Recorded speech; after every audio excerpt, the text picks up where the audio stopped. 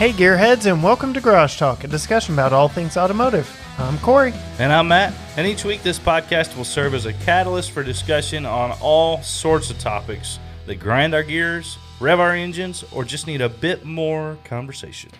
I would say this week's episode definitely applies there because one of the biggest questions you and I are asked all the time, as well as our friends in the industry, is where have all the cars gone? The lots look naked. Yeah. People are asking me if such and such dealership is closed. Like, what has happened here? What is going on there? Yeah. You and I have talked in previous episodes about how there are like 3 cars on. Yeah, dealers are trying to hide the fact that there's no cars there by lining the edge of the parking lot, bumper to bumper, the cars, so you can't see past them to the empty space. Right. So it has definitely gotten to a very, very interesting dynamic that there are no cars to be had nationwide, and pretty historic moment. Right. And so we actually have the opportunity. We sat down with the general manager of a local Buick GMC dealership here in Tyler, Texas. Hall is the dealership in question. Hall Buick. I almost said Buick Pontiac GMC. That's dating me right there. A little bit, yeah. But Hall Buick GMC, hallhasitall.com. And GM in question is Monte Hall. We're very grateful not only for him taking the time to just come on and share a little bit of insight with us, but to be frank and honest about what's going on. Like, you know, car dealers have this reputation of being shady individuals, and Monte isn't one of them. I can tell you that. He was super straight shooter and was very frank about, hey, if you want a vehicle, we can order it for you. Yeah. But it'll be December before it gets here. if you're going, with the small Buick Encore. But yeah, he even basically, like you said, gave us tips for, as consumers, how do we go about getting the one that we want? Yeah. If we want it now or now-ish. Yeah. And so we're just incredibly grateful. Why don't we just go ahead and jump on into the episode, and we'll pick you up on the other side. Well, Monte, we are just blessed to have you on this week to talk a little bit of car news and help shed a light on something that many of our listeners have been coming to us and asking us about, as well as just in general confused about as they drive by dealerships around the nation, and that is the current inventory issue plaguing car makers and car dealers here locally, and I guess nationwide. Yeah. So number one question I'm getting is, where's all the cars? Yeah. People keep coming to me. They're like, hey, did such and such dealership close? And I'm like, nope, they just can't get any vehicles right now. So why don't we just kind of dig in from your perspective as a general manager of a major dealership here in Tyler, Texas? What are you seeing? What are you hearing? What are your frustrations, so to speak? Well, I think, and basically I appreciate you guys having me on here. The thing is to kind of shed some light on all this. The whole semiconductor chip shortage, if you will, is really driving it all. Right. And, I watched a really interesting piece on 60 Minutes here, probably about 2 or 3 weeks ago, maybe longer. It's about 13 minutes, and you can probably find it online. And they really did a fine job of summarizing, how that's happened. Why is it going on? 70% of the chip manufacturing and production or supply for the world comes out of Taiwan. Right. There was a large, they call them fabs, is what the plants are that make these chips. The large one in Japan that caught fire and that got knocked offline. We've got Intel here in the U.S. and Arizona, and that's our largest one. And there's some smaller players or whatever, but by and large, it's really kind of in Taiwan's, that's their deal, 100%. So, and anyway, so back to what your original point is, the chips basically, they're like a year out or more when you're ordering chips for large companies and the kind of supply we're talking about as far as units go. So that's not a supply chain that's like turn it on tomorrow and turn it off. You just click it on and off. It doesn't happen that way. Right. I think what happened was when the pandemic got rolling, we're seeing the wave of what created the 2-month plant shutdown that was worldwide. For every car plant was shut down for a solid 2 months. Right. Wow. And it's already a tight inventory. So if you take 2 months of production out, that is a big ripple effect. But then it was compounded, I think, this year by, I don't think people saw it coming, the rebound and the demand. I think everybody just, we were still selling vehicles to some extent, and actually pretty decent numbers during the pandemic. However, limited or different that was. But this year, when, first quarter rolled around, even coming into the holidays, kind of see something was going on. People were getting kind of sick and tired of being at home. Yeah. Right. And here it came. And we had good inventory at that time, but nothing to withstand the demand that was going on. And then the final wave comes to hit us, where this chip shortage piece comes into play, and it really affects a lot of different components, packages, things like that on the vehicles, and shuts down certain elements that you couldn't even get those vehicles or whatever. So that's what's happening. All that stuff is getting gobbled up before it even gets to the lot. And it's changing the way not just the dealer does business, but I think also it's making the manufacturer take a pause and look at it as well. Right. So you and we talked a little bit before we hit the record button just about how it's impacting what you're ordering and what you are able to get. So speak to a little bit about how it's impacting the actual end product that you see on the lot and that consumers can purchase. Right. Well, like I was saying off the air, every week we have, what they call a order cycle processor. Every week they're looking at, okay, these orders are going to the plant. And this is traditional manufacturing too, to keep in mind, because some of the other import manufacturers, Toyota, Honda, or whatever, have different models where they're kind of like cookie cutter. Right. This is an LX comes like this. There's no other options. Right. Comes with floor mats or air. That's it. where traditionally trucks and SUVs and American producers have been so custom made for so many years, and getting less and less as they get more option packages.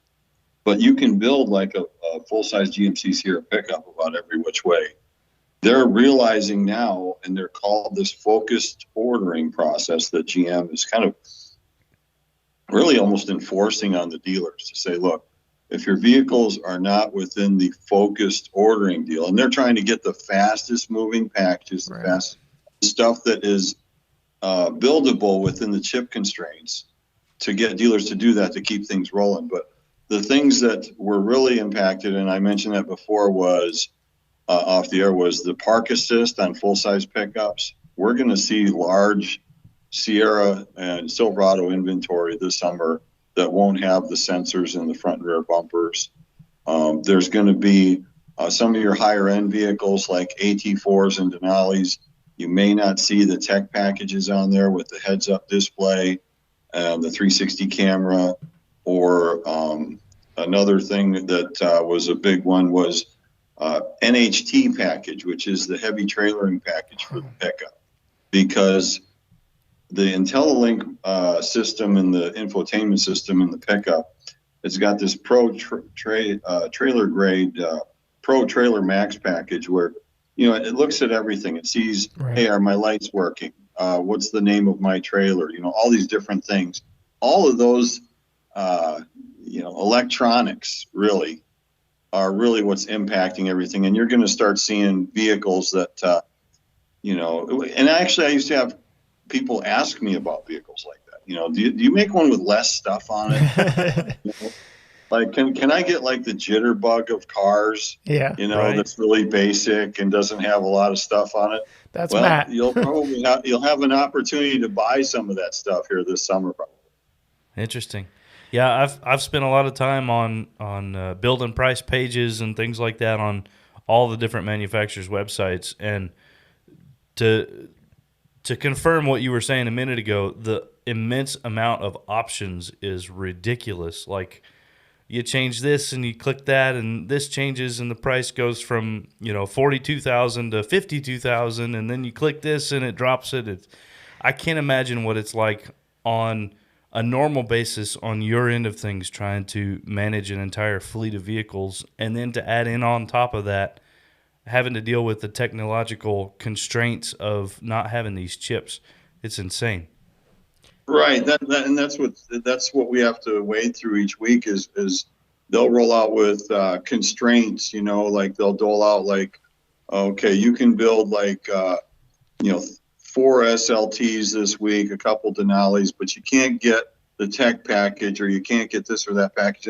And like I was mentioning off the air too, some of those packages or some of those individual items that are controlled by a chip are in a option package that, okay, I can't build that package. Well, then that wipes this out, like on an AT4, GMC AT4 pickup, for example, the preferred package is you got to have a preferred package to actually put a sunroof on it. Yeah. Oh, wow. And if I can't build a preferred package, I'm building an AT4 that's just a standard AT4. And you're going to see a lot of that stuff this summer, which is going to be a little bit different. Yeah. Where you'll see some significantly lower priced. Because if you look at a base AT4 with a 5.3 in it and just AT4 and that's it, that vehicle is going to sticker for about $56,500 versus the ones that we are selling usually, which is like got a 6.2, got a roof, Right. got tech package, got all this stuff. Wheels. And that vehicle's, and it might even have performance exhaust. And that vehicle's going to sticker for like 64, 65, like 10 grand more. Right. Wow. Yeah. So then there'll be these lower priced, more entry level, but they've got to have something to sell. And Sure. when you talk about full size pickups, that arena is a little bit more tolerant of lower cost or low, Right. not as heavy content. But you also had mentioned the Denali's, and the Denali consumer, in my mind, typically wants all that stuff. So it's a little bit of a trade-off there, right? There's no question about that. In fact, basically everybody in the business knows, like if you're ordering Denali's, you're checking every box. Right. You're putting everything you can possibly put on it because that's a customer that comes in and says, I want everything. Because you're talking about a vehicle that's going to probably sticker for low 80s. So like you leave a few things off on it and it's like, okay, now it's like 78 grand. I mean, Might as well tick those 2 boxes. Yeah.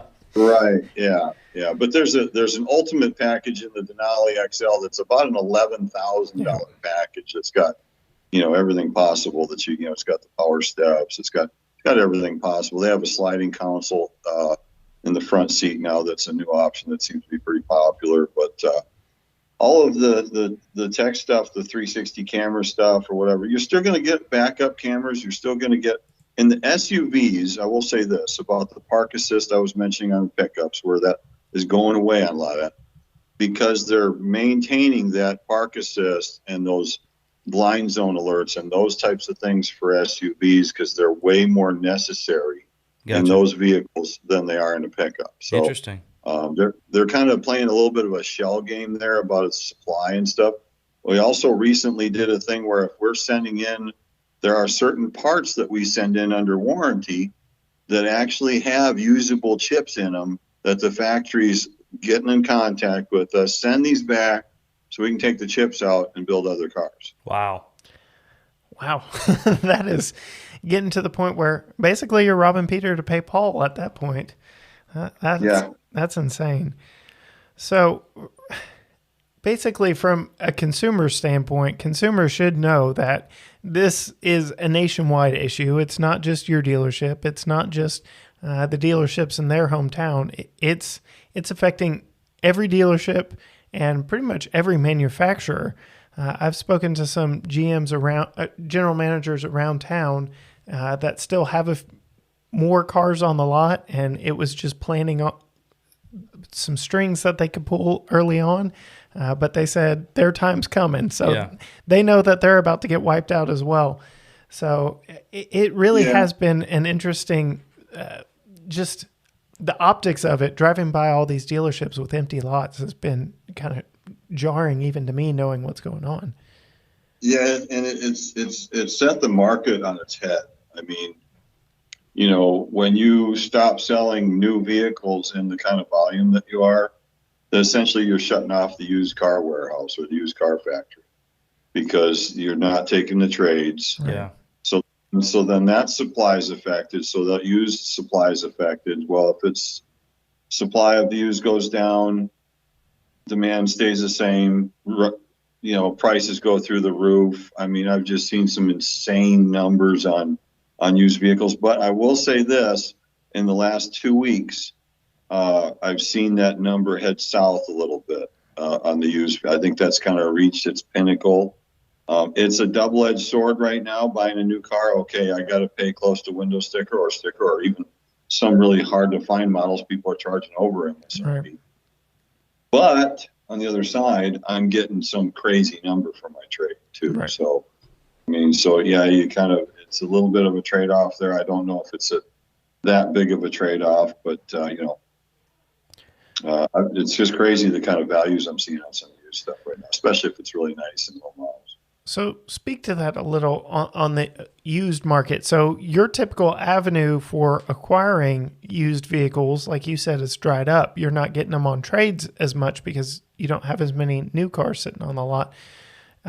So what has that done for y'all as far as acquiring more? Because that's essentially more or less where the inventory still sort of is whenever you drive past these lots. Is you see tons of used cars, but the new car side is empty. We're going to get them from the same sources as before. We're a fairly conservative store. I know there are some stores that are going out and paying some silly money for some stuff. I just would really caution them, as you got to be careful, because when it turns quick. First half of June, we saw, like they used to call it NADA, but now NADA got bought by JD Powers. I guess they call it the JD Powers book now or whatever. Those values dropped about $5,000 across the board. Wow. In 2 weeks. But they've been going completely crazy before that. So that's all relative. And that's what we're concerned about, is that we know that we got a lot of full-size pickups inbound, a lot of inventory that's going to be here this summer. It's going to recover a little bit. And I think when that starts to happen, then you'll see those used values go down a little bit more. That's why a lot of people we've been selling a lot of vehicles where people might have been thinking about buying a used one and not buying a new one. Yeah.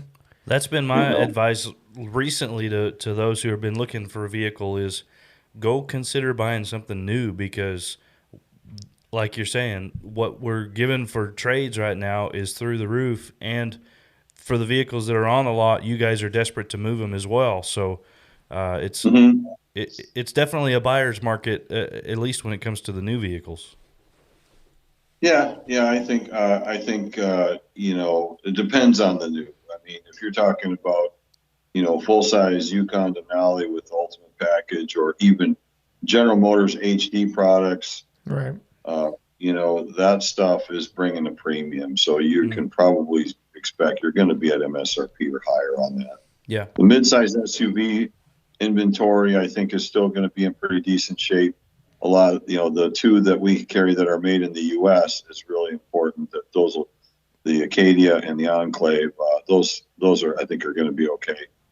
Your overseas domestics, like Envision and Encore, the supply chain is a little disrupted there because it just takes so long to get them to the U.S. Yeah, and they really need to, and in my opinion, I think they should adopt the import strategy there, where just build cookie cutter cars, put them in port, let the dealers tag them as they need them, instead of waiting.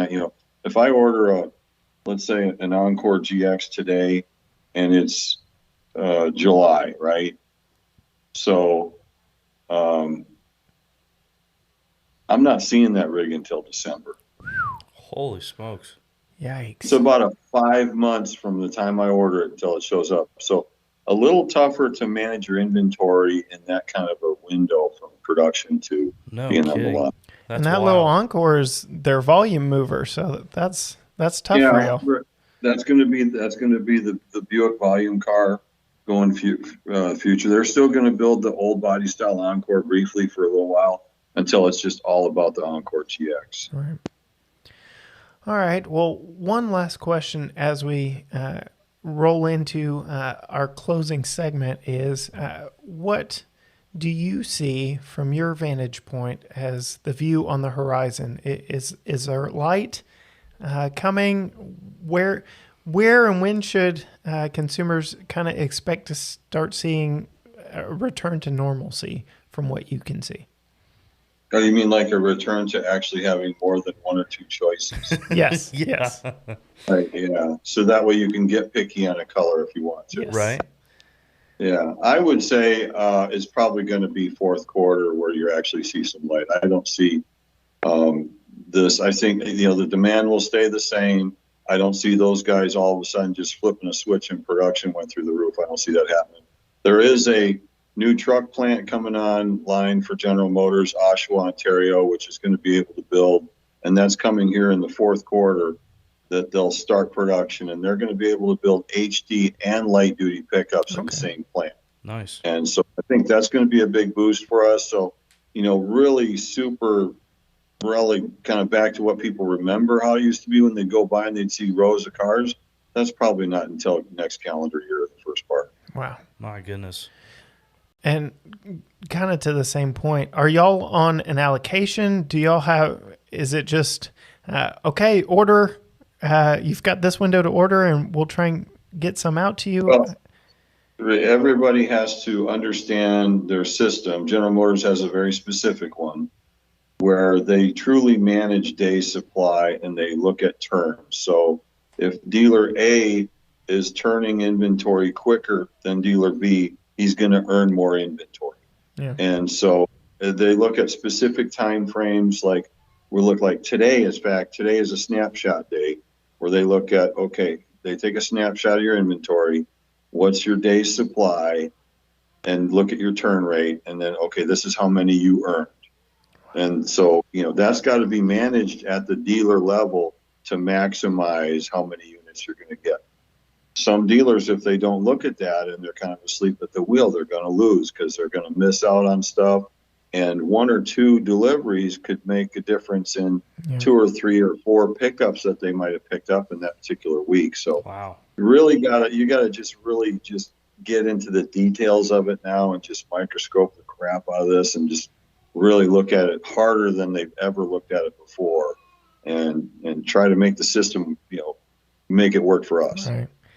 Well, I spent 11 years in an analyst role for retail. So this stuff is very fascinating to me because it ties my 11 years in analytics to my love of cars. And it's just been a very interesting story to watch unfold. It's been an unfortunate one to watch unfold because I don't like seeing empty dealer lots. I don't like to see the lack of choice that consumers are facing right now. But it's good to know that you are seeing glimpses of light at the end of the tunnel and that we actually kind of have somewhat of a date to start looking for things being back to normal. And I think too, if I had one parting thing to say to folks that are listening, if you have time is your friend. You need time. You sit down with your local dealer, whoever it is, give them the opportunity to order you a truck or an SUV, and have it on your own terms. Yeah. Because we have no issue handling that. It's easier for us to manage an order bank than it is 5 trucks on the lot and 7 internet inquiries about those trucks and 15 phone calls in that day and put pressure on salespeople like who's going to sell it, whoever gets money first. Right. Good grief. So, right. Pretty fun time to be a car salesman. Yeah. And go. All right. Well, we've got a segment to close us out here just to get us a little more familiar with you as a person and just have a little fun with you as a thank you for coming on and just, like I said, to have a little bit of fun. Yeah. So it's a segment. I'll let Matt introduce it, actually. So this is a segment that we kind of came up with. It's been a little over a year ago now, but it's called Random Misfire, right? It's the dreaded PO300 engine code that comes up, and you don't know for sure what's wrong, but you know something's not right. And it's based on engines having 8 cylinders. So there's 8 questions to it, and it's just a fun, either or this or that, yes or no kind of a thing. And like Cory mentioned, just to kind of have some fun to end out the conversation. So I'll start us off, and we'll just go back and forth. Cory and I will both ask you some questions. I know you're a GM guy, but I'm curious, and if this needs to be off the record, I would understand it. But would you choose a Wrangler or a Bronco? I'd probably get a Wrangler. Yes. Oh, okay. All right. All right. So I actually wrote down a couple bonus questions that aren't on our normal list that I figured I'd throw in here. But before I do, I'm going to ask my go-to question for the random misfire. And so I know you, as a dealer, probably have better access to new vehicles than most other people. So therefore, you probably have more regular turnover in that category. But do you name your vehicles? No. No? Have you ever at any point in your life? No, I don't think I ever have. And I've grown up, I started in the truck business in 1974 when my dad started a GMC dealership in North Dakota. Wow. So I've driven a lot of vehicles.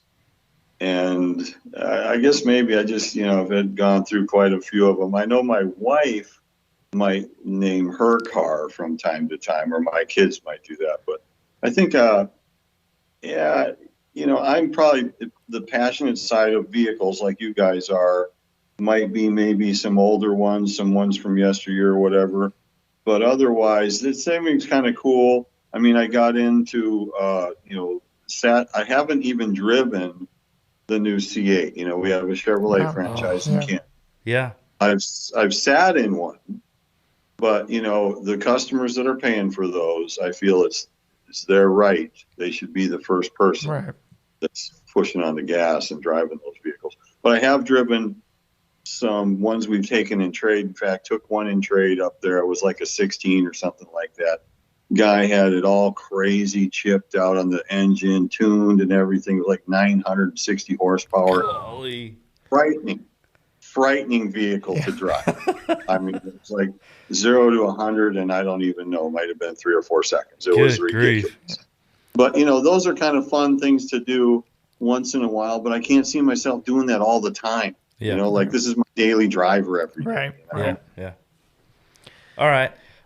Sweet tea or unsweet tea? Sweet tea. I'm going to probably put some lemon in it, too, because I'm a freaking Yankee from up north. I can't handle that regular stuff. Tastes like wash water. Yeah. I love it. All right. So, as a GM guy, what is your favorite GM vehicle right now?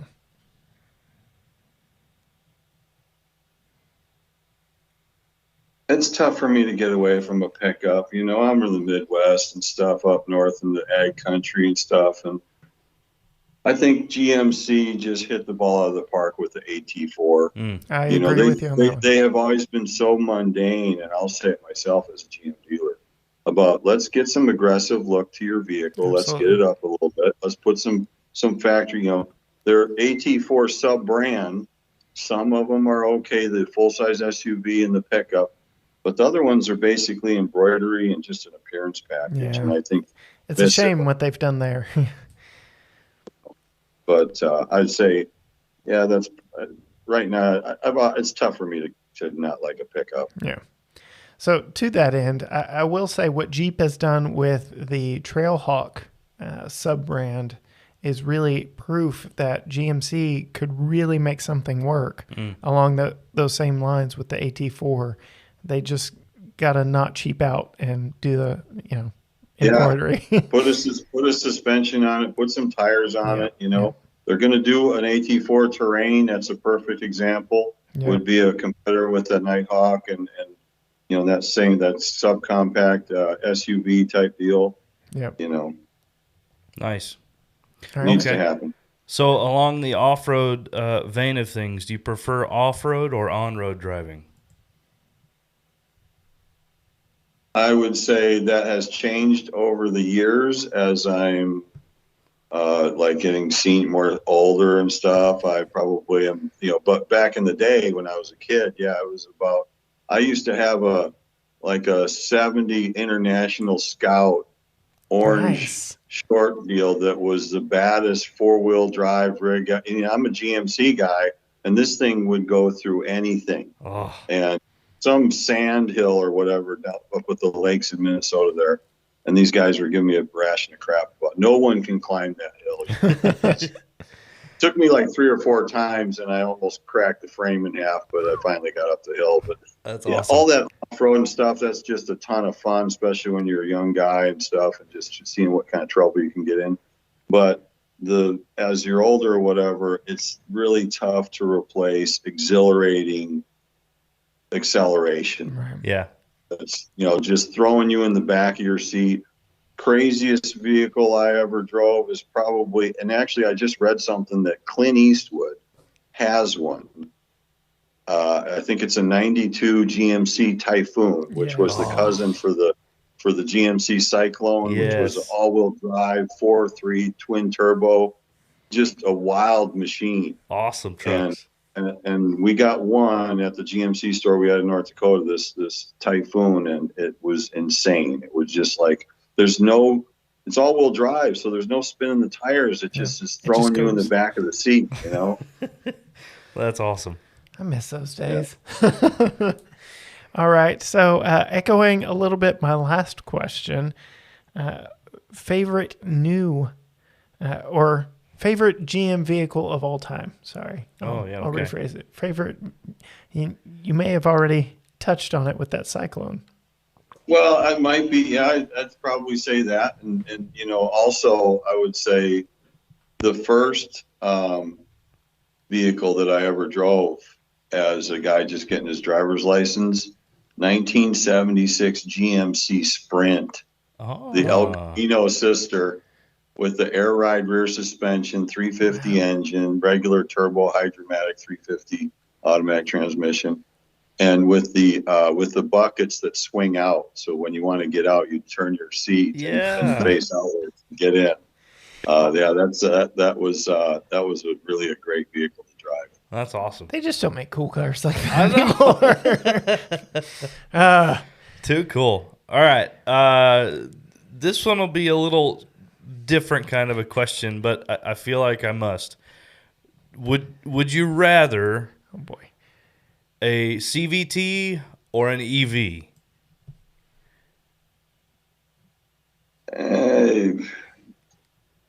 If you had to have one, which one are you putting up with? I'm probably putting up with the EV. Okay. I mean, I just can't get my head around the CVT. I just can't understand it. It's an enigma for me to understand. I guess I got to look at a parts book explosion of it or something to try to figure out exactly how does it work. Absolutely. I've had more than one person ask me about it, and it's very difficult to explain. Yeah. Right. And I like the electric vehicle plug-in piece, the torquiness and all that stuff is kind of fun. It's fun to drive or whatever. This whole electric thing is getting really wild in the conversation where people are acting like, like we're going to be all plugging in our cars next week. The grid isn't even handle this yet. This is way down the road. I mean, think about this in comparison. I was just having this conversation with somebody today, okay? And you think about all the diesels that are out there nowadays, right? Yeah. Right. And I think about when I was like 20 years old working on my dad's dealership, right? And this is 1980. And General Motors has got like the worst thing ever that they've launched, which is the 5.7 diesel conversion. The 350 engine that they made into a diesel, right? Then they go to the 6.2 and the 6. And so, I mean, think about where we were in diesel back then. It's 1980. Yeah. Till probably really the 90s and 2000 or whatever and beyond before they really it took hold. And that's 10, 20 years. Yeah. Yeah. So you think about fuel platforms and things like that. So it's going to be a while. Yeah. That's a great example. Yeah. So to that end, while we're talking EVs, GM's got kind of a cool one coming out where you don't really have to exactly determine on-road or off-road because it can do both and have crazy performance in both. Do y'all have any Hummer EVs slated to arrive at your dealerships anytime soon? I think it's going to be super low numbers. I talked with, Duncan Aldridge is the guy that's the president of Buick GMC, and we have EV Hummer calls all the time. We just went through our assessment to determine how many charging stations we got to have, how many outside the store for customers, and these are all stages that we have to be compliant in. Our stage of where we're at a fairly larger volume Buick GMC dealer is we got to be compliant by like September 30th to have our charging stations and stuff in. So that means the end of this year, fourth quarter, really super low production numbers. We might get one. Wow. By the end of this year, maybe one or two. And then they'll start going through our reservation list and they'll start eking out stuff. I think it'll be probably this time next year before you're driving around and you see one, not on a daily basis, but more like a weekly basis or even bi-weekly, something like that frequent. Yeah, yeah. Well, selfish plug here, but if you can, give us a call when that first one shows up, we'll do a quick walk around for our YouTube channel and be out of your hair in just under an hour. But that's side note. So, okay, last question, and we'll close out with this one. Ooh, there's so many good ones to choose from. Just because we're adding to our list, favorite car movie of all time. Probably the original Gone in 60 Seconds. All right. Okay. Good taste. The one that I actually probably saw as a teenager in the movie theater and stuff. That was just purely a car chase, the entire movie. Yep. I mean, that's all you had to do to make a good movie, really. Forget the story. Just you've got to have a few beats in between this car chase and that car chase. Right. This is right. And then the car's all beat up, and then he goes through the car wash, steals another one. It's the same exact car. It's all brand new. Comes out. That's right. That's right. This is probably heresy for saying it, but I have a copy of that movie on DVD. Unfortunately, not VHS. It's DVD, but I do have a copy of that one. I really like that movie. Yeah. Well, we appreciate you coming on so much. It has been a blast, especially going through these random misfire questions, getting to know you a little bit better personally. But it's also been fun being able to shed a little bit of light on what seems to be a very big mystery for a lot of our listeners and our friends around the city.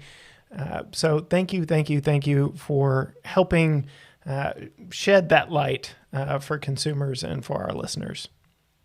It's been my pleasure. I will tell you, people in the business, my warranty administrator is talking to me this afternoon in the office. She didn't even know what's going on with all the inventory. She doesn't even know. She works at the dealership, right. So there's a ton of people. And like I said, all the, most common question that people go, where's all the cars? Where are they? Yep. So if you want to check out Monte's inventory, head on over to haulhasitall.com and you can see what he's got in stock. And like he said earlier, spend some time with the dealer, talk to him, get on their order list because like you said, right? That's the best way.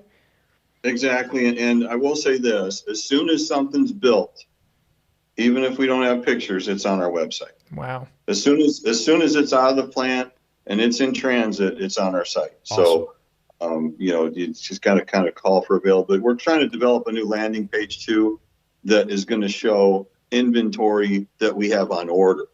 So that way people can kind of get even higher up that funnel as far as I see here's an AT4, a white one. This is what I want. Put your name on that. That's cut off 3 more weeks at least, Awesome. Well, I don't think I can say it enough, but I'll say it one more time. Thank you so much for joining us. Yeah, thank you. Well, it's great to be on with you guys, and happy motoring. All right, Matt. That was a good one. That was a great conversation. I'm very, very, very glad that Monte decided to come on with us. Thank you. As we said in the episode, you can check out their website and see what is in inventory for them, Yeah. as well as what is on order for them at hallhasitall.com. And like he mentioned, they're working on a page where the things that are in queue, the things that are in order, Right. They're working towards that to have that up on their website soon. So be checking back there. If there's something specific that you're after and you're okay waiting a little while for it, you don't have to have something right now. Right. Holler at them. Say, hey, this is kind of what I'm thinking. This Start is, that conversation. Right. And it may be that they have something on the lot. Right. Or it may be that they can work something out where they could get it to you in a few weeks or a couple of months instead of a half a year from now. Right. And me, the GM fanboy, and, talking about a GM lot with some GMC vehicles that Right. are really desirable. Buick's rolling out some pretty awesome stuff as well. But if you go to our YouTube channel right now, there should be a head-to-head comparison with a Buick versus a Mazda. Is that what we drove head-to-head? I think so, Buick yeah. versus Mazda on that one? I think it was. Our fans should fact check us and go check it out and tell us Yes. that we're wrong. So youtube.com/GT Garage Talking, you can check out all of our car reviews, and we're looking to have more just to continue our partnership with Monte and I don't speak for a living, but our partnership with Monte and in doing some awesome walk-arounds on their lot. But very much looking forward to that conversation and having more and more content for you on our YouTube channel. If you haven't, I'm just going to go ahead and say it. Go on and subscribe to that channel. Ring the bell. Make sure you don't miss any of our new videos as we've got more coming out. Definitely. I've got a fun little trip up to Chicago for, Chicago Auto Show coming up fairly soon. So Just a little show. yeah, just a little. So you'll definitely want to go find us on YouTube and subscribe, ring that bell so that you don't miss those when I get them published and uploaded to YouTube. So yeah, that's what we got.